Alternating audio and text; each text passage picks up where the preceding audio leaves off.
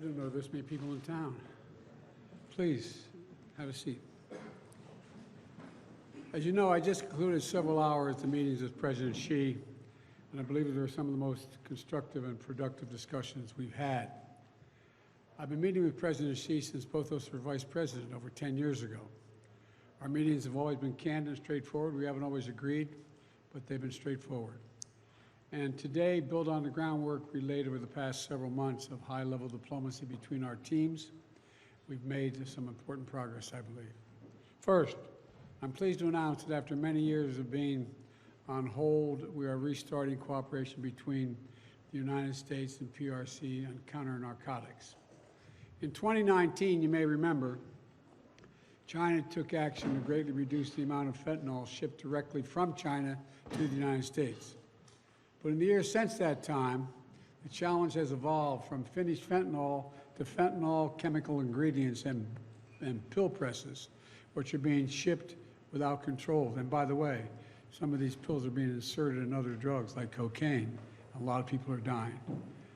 More people in the United States between the ages of 18 and 49 die from fentanyl than from guns, car accidents, or any other cause, period.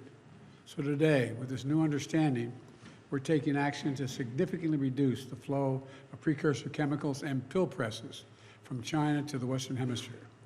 It's going to save lives, and I appreciate President Xi's commitment on this issue.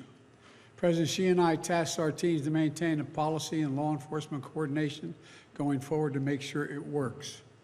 I also want to thank the bipartisan congressional delegation to China, led by Leader Schumer, in October, for supporting this effort so strongly. Secondly, and this is critically important, we're reassuming military-to-military contacts, direct contacts. As a lot of you press know who follow this, that's been cut off, and it's been very worrisome. That's how accidents happen, misunderstandings. So we're back to direct, open, clear, direct communications on a direct basis. Vital miscalculations on either side can cause real trouble with a country like China or any other major country. And so I think we're made real progress there as well. And thirdly, we're going to get our experts together to discuss risk and safety issues associated with artificial intelligence.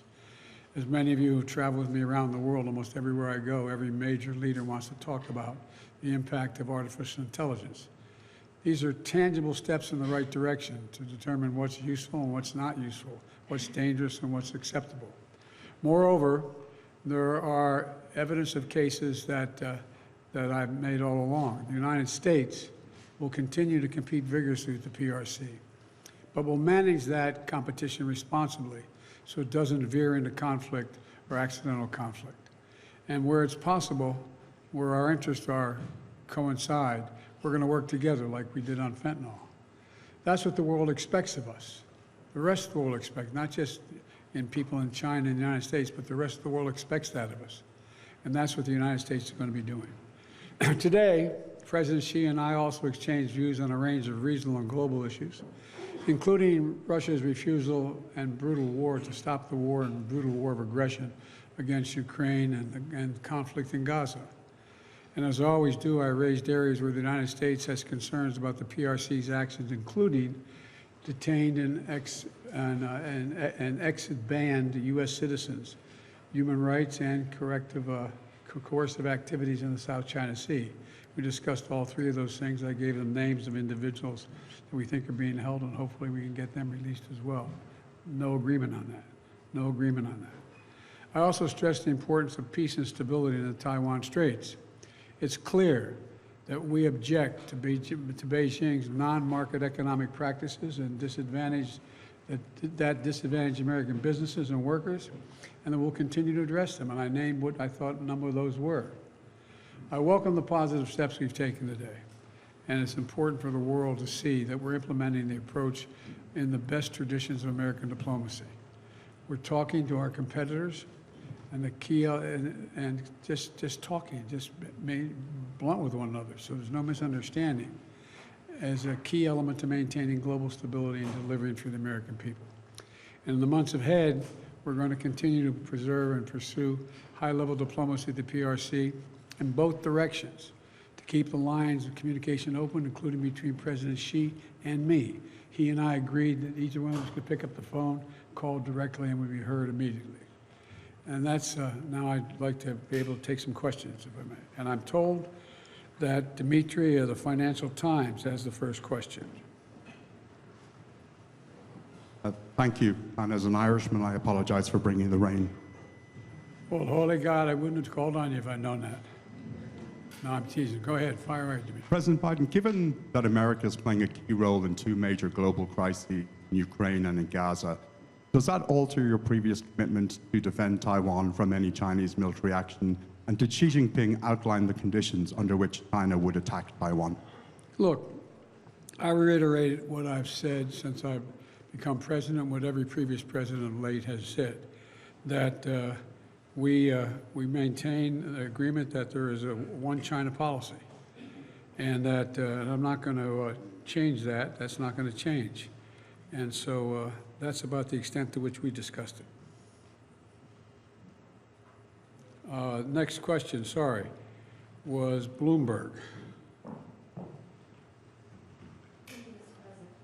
It appears, among other issues, that your agreement with President Xi over fentanyl will require a lot of trust and verification to ensure success, curbing those drug flows. I'm wondering, after today, and considering all that you've been through in the past year, would you say, Mr. President, that you trust President Xi? And secondly, if I could, on Taiwan, you and your administration officials have warned President Xi and China about interference in the upcoming elections. I'm wondering, what would the consequences be if they do, in fact, interfere in those elections? Well, I may have had that discussion with him too, made it clear I didn't expect any interference, any at all. And we had that discussion as he was leaving. Look, do I trust you? I trust but verify, as that old saying goes.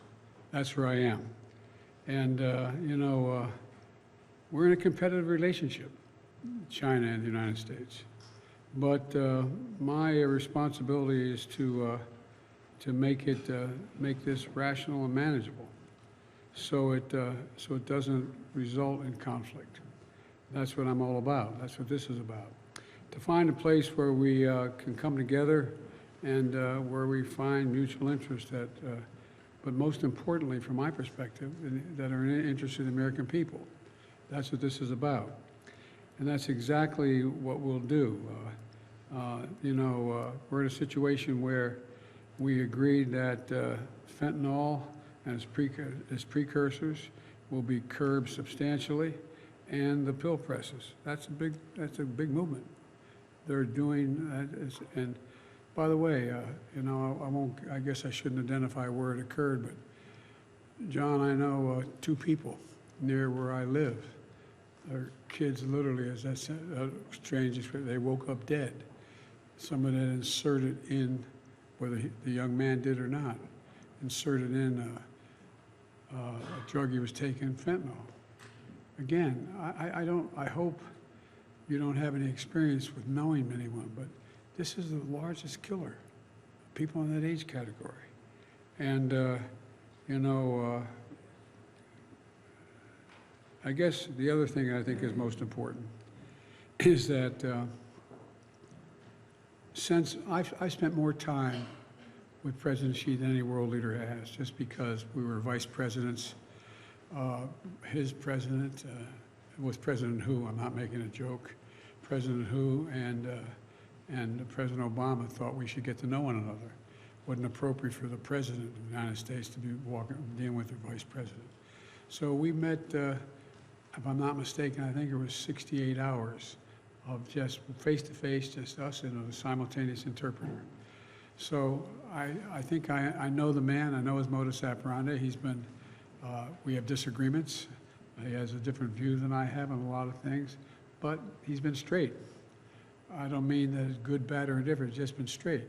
And so, you know, we, as I said, the thing that I find most assuring is he raised, and I fully agree, that either one of us have any concern, Mr. Ambassador, any concern about anything between our nations or happening in our region, we should pick up the phone and call one another, and we'll take the call.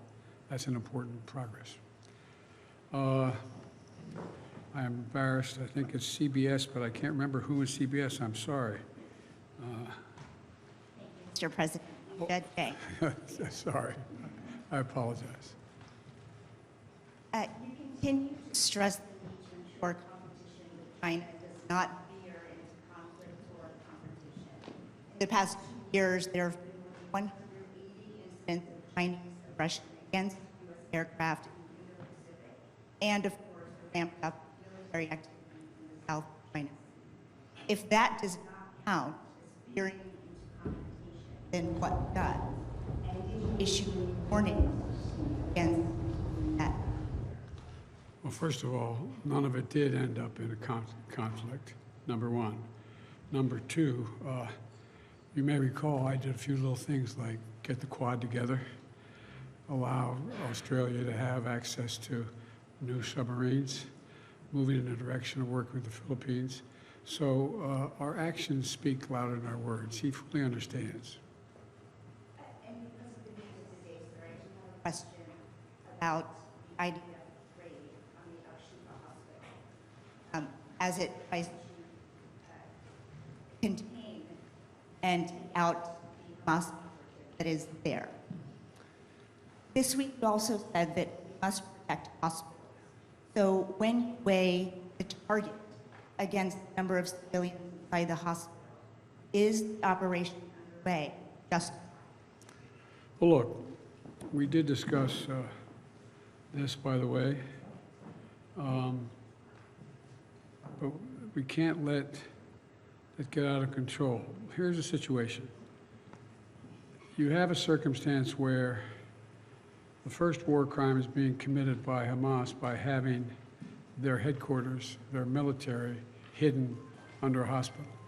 And that's a fact. That's what's happened. Israel did not go in with large number of troops, did not raid, did not rush everything down. They've gone in, and they've gone in with their soldiers carrying weapons, their guns.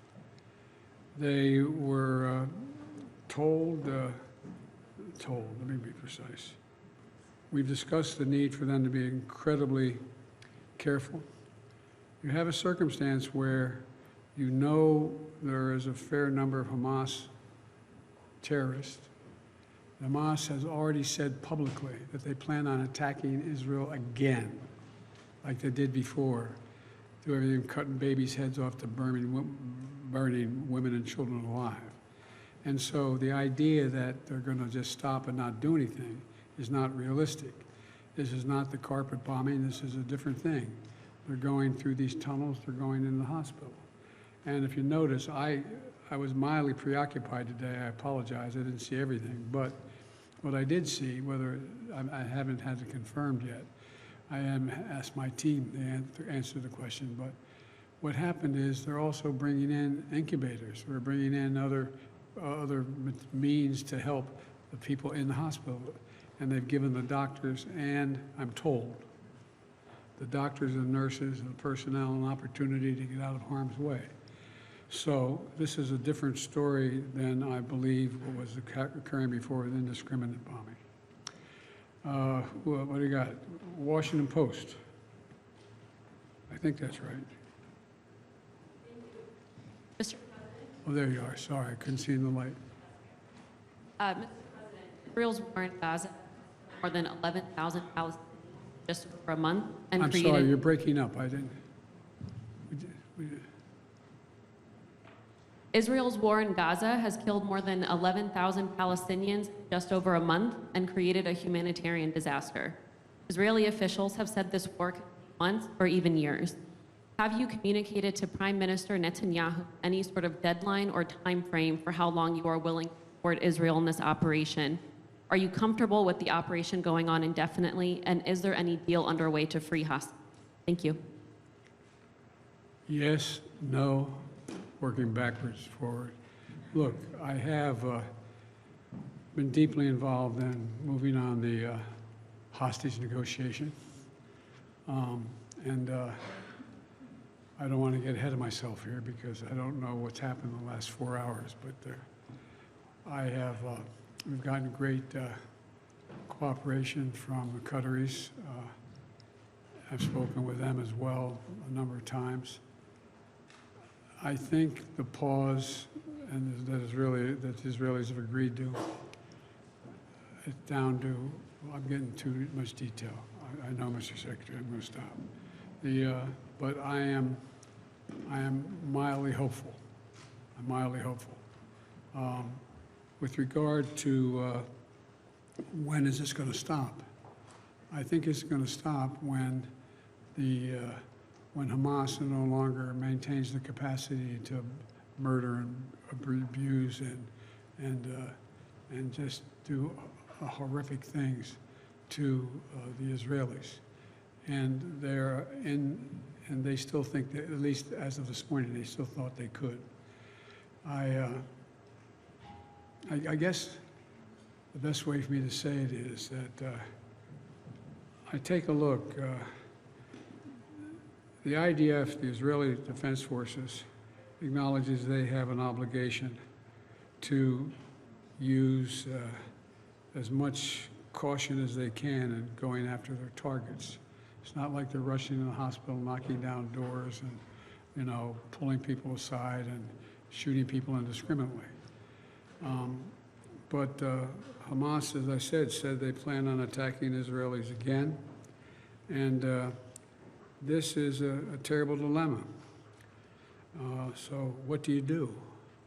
I think that Israel is also taking risks themselves about their folks being killed and one-to-one going through these hospital rooms, hospital halls. But one thing has been established is that Hamas does have headquarters, weapons, materiel below this hospital, and I suspect others. But how long it's going to last, I don't know. Look, I made it clear to the Israelis that to Bibi and to his war cabinet that I think the only ultimate answer here is a two-state solution that's real.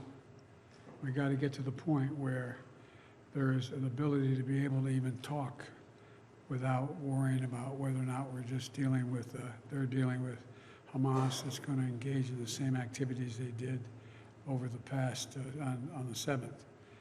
So but I can't tell, I'm not a fortune teller, I can't tell you how long it's going to last. But I can tell you I don't think it ultimately ends until there's a two-state solution. I made it clear to the Israelis I think it's a big mistake for them to think they're going to occupy Gaza and maintain Gaza. I don't think that works. And so I think you're going to see efforts to bring along, well, I shouldn't go into any more because that's been things I've been negotiating with Arab countries and others about what the next steps are. But anyway, thank you all very much. Appreciate it for everything. Thank you. This ends the press conference.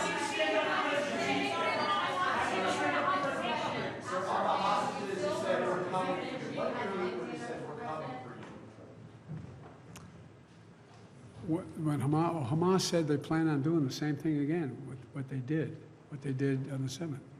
They're going to go in, they want to slaughter Israelis. They want to do it again. They've said it out loud. They're not kidding about it. They're not backing off. And so I just asked a rhetorical question. I wonder what we would do if that were the case. On the hostages, though, you said we're coming for you. What do you mean to the American hostages when you said, Oh. hang tight, we're coming for you? What I meant was I'm doing everything in my power to get you out. Coming to help you, to get you out. I don't mean sending military in to get them. Is that what you thought I might mean? No. I was not talking about the military. I was talking about you're on our mind every single day, 5-6 times a day. I'm working on how I can be helpful in getting the hostages released and have a period of time where there's a pause long enough to let that happen.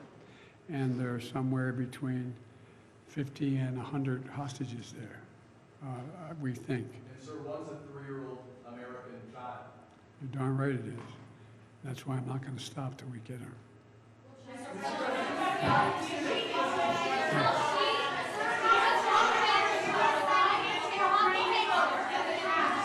Who can hold the loudest? Can you detail for us what kind of evidence the U.S. has seen that Hamas has a command center under Al-Shifa Hospital?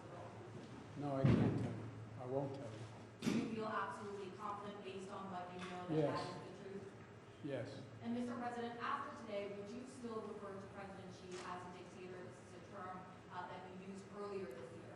Well, look, he is. I mean, he's a dictator in the sense that he is a guy who runs a country that is a communist country that's based on a form of government totally different than ours. Anyway, we may Can I tell the Russians, Mr. President, will you tell the